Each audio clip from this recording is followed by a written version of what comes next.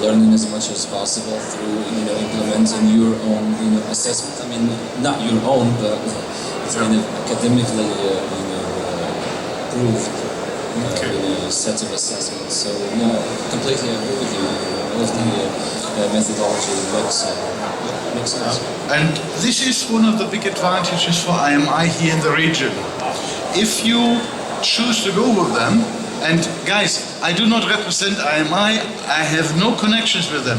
I just use them for my program when I set up the Jaguar Land Rover program.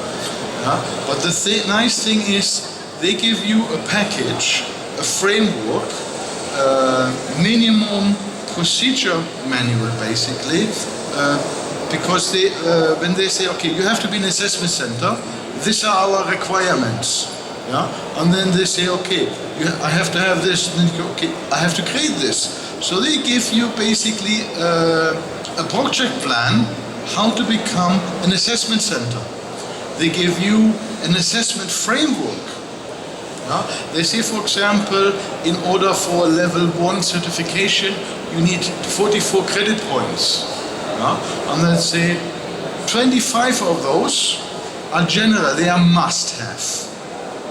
Not negotiable, like for example brakes, safety, tools and things like this. But then you can actually take from the framework and say, diesel engines in Saudi Arabia, no, I don't need to teach this. You take the whole diesel section out. What do I want them to learn? What do I need? And then you go back here to your goals and your outcome needs. What do these people need to do to learn that I can convince my senior technicians and my managers to accept them into the team? So the framework, then you can really say, I want this subject, this subject. On brakes, basic brakes, yes. ABS, yes. But I don't need anti-traction control for that. This is a bit advanced yet.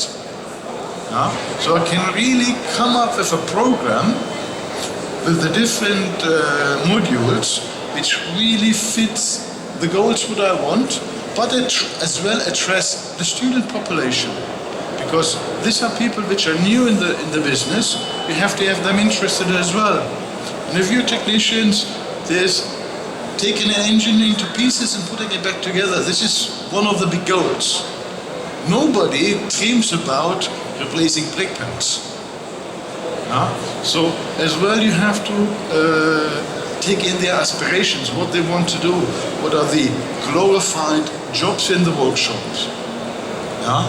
And because the framework from IMI is really so, what can I say, micro-boxed, that you could put lots of things together, and then really come up with a program which fits your individual dealer situation, your support you get from the government, like for example Jaguar Land Rover, we received the building, we received about 30% of the main equipment which we needed. We didn't have to buy lifters, we didn't have to buy toolboxes and stuff like this. It was all given to from the government, and we even had 4 of the instructors available. The problem with them was English language, because that is something which here in the Middle East is actually quite an obstacle, because people which are working in the government from these positions as automotive teachers, their English language is very often not very developed, and they, on the colleges they teach in Arabic. So if you want to integrate them into your program, English language becomes an issue. Now, English language is as well a consideration when you look at your manufacturer support material. Workshop manuals, training material, and their accreditation programs. And if you take, for example, Jaguar Land Rover, everything they provide is in the original language, English. If you would be dealing with, I don't know, Mazda, for example, that's a slightly different situation, because you have it from Japan, which was created in Japanese, and it's translated to English, where sometimes the quality is a bit lacking, and then some of that you have to translate, yeah, in order for the students to understand better in the first 6 months, and the instructors to pick this up. Yeah? So you always need to look as well at your language material development pipeline. If you receive these things in English, yeah, IMI is a very good provider of a training framework or assessment framework. If you have a different language provider, for example French, then it gets a bit more difficult because too much language translations get involved. Looking at the Middle East, English is in most people... Sorry? Another question, please. Okay, Madam Sky. Welcome, Madam. Nigeria, Automechanika Academy. Please kindly go to the next slide. Yes. Okay, on stage 4.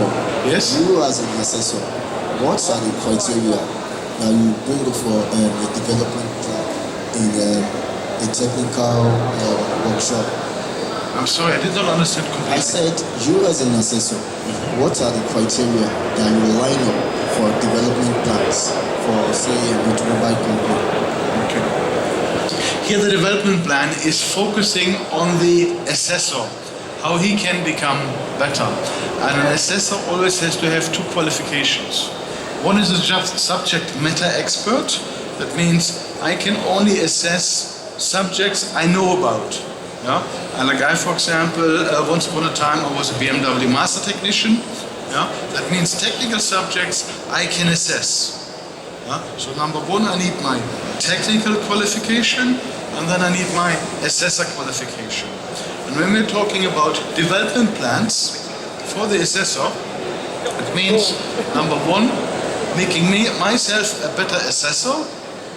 Or as well, if you find out I don't know that much about automatic transmissions, yeah, then maybe I have to read up or maybe attend some online training on automatic transmissions. Yeah. Or the other subjects which I mentioned, emotional intelligence and human interactions. Yeah. How do I present myself during the assessment? Yeah. Am I him, or am I a more engaging person which is able to relax the person being tested, yeah, to create a nice, friendly environment. I'm not talking about giving it away and just making a tick exercise, but giving the person the best chance to show his strengths. Does that answer your question? Any other questions? Nothing from you? No? All clear? No one else? Okay, I think then we can sort of close down.